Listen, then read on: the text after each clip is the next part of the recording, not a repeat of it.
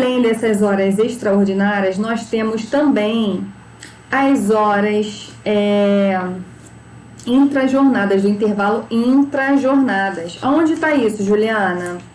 Artigo 71. Deixa eu ir para lá para ler com vocês. Artigo 71 da CLT. Artigo 71 da CLT. O que é o intervalo intrajornada? O intrajornada é o intervalo para refeição, para descanso.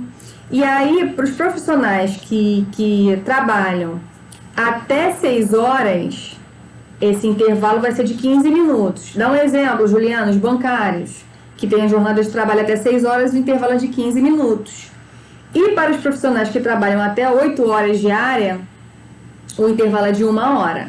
Essa previsão está no artigo 71, tá? Tá bem claro, é bem explícito, tá, pessoal?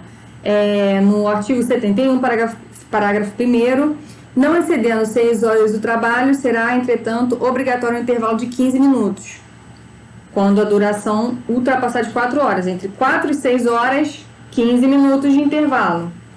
Entre 4 e 6 horas, 15 minutos de intervalo. E aqui, ó, em qualquer trabalho contínuo, cuja duração exceda de 6 horas, é obrigatória a concessão de um intervalo de repouso ou alimentação, que será no mínimo de 1 hora. Então, para duração de trabalho a partir de 6 horas, com duração de até 8 horas, 1 hora de intervalo, tá?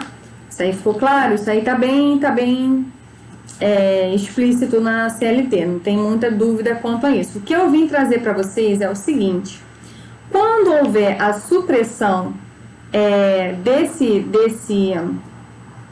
intervalo, cabe as horas extraordinárias. Como, Juliana? Se o empregado lá naquele do caput 59 ultrapassar, exemplo, bancário, são 6 horas. Aí ele fez hora extra, né? Fez lá 2 horas extras, digamos. Só que ele só fez o intervalo de 15 minutos. Ele teria que ter um intervalo de quanto? Se ele trabalhou mais do que 6 horas, ele teria que ter um intervalo de 1 hora, e ele não teve. Então, essas horas que foram suprimidas, ele vai fazer jus ao pagamento dessas horas extraordinárias. Aonde está isso, Juliana? Isso está no parágrafo 4º do artigo 71. A não concessão ou a concessão parcial, que é o caso do bancário que faz a hora extra, mas só tira 15 minutos de intervalo, que acontecia muito comigo, porque, para quem não sabe, eu sou ex-bancária, né? Muitas vezes a gente fazia mais do que 6 horas de jornada, a gente só tirava os 15 minutos, né, de intervalo.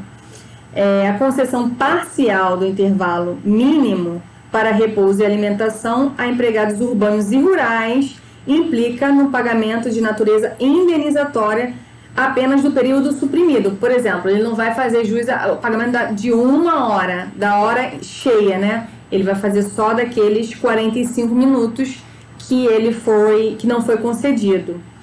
E aí, pessoal, tem uma diferença que não sei se vocês se atentaram. Lá no artigo 59, eu falei que a natureza jurídica é das horas extraordinárias. Exatamente, ela é de natureza salarial.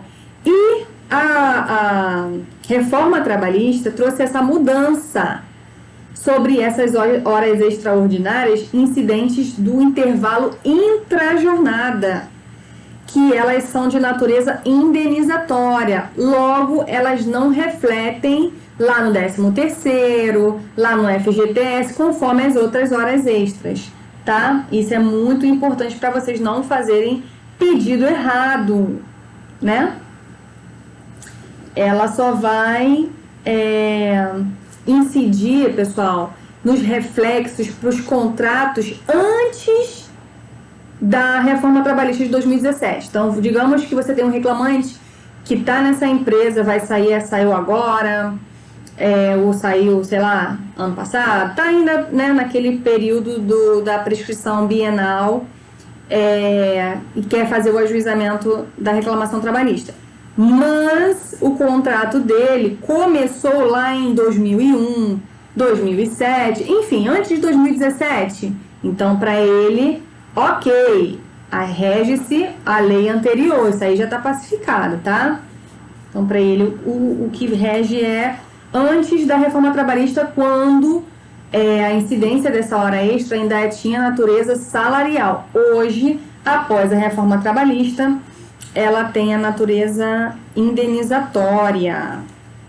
E além do pagamento dessas horas extraordinárias, o empregador também pode ser condenado a uma multa prevista lá no artigo 75, tá? É uma multa administrativa prevista no artigo 75. Então, Stepping out into the unknown, stepping out, oh, stepping out to whatever's coming on, stepping out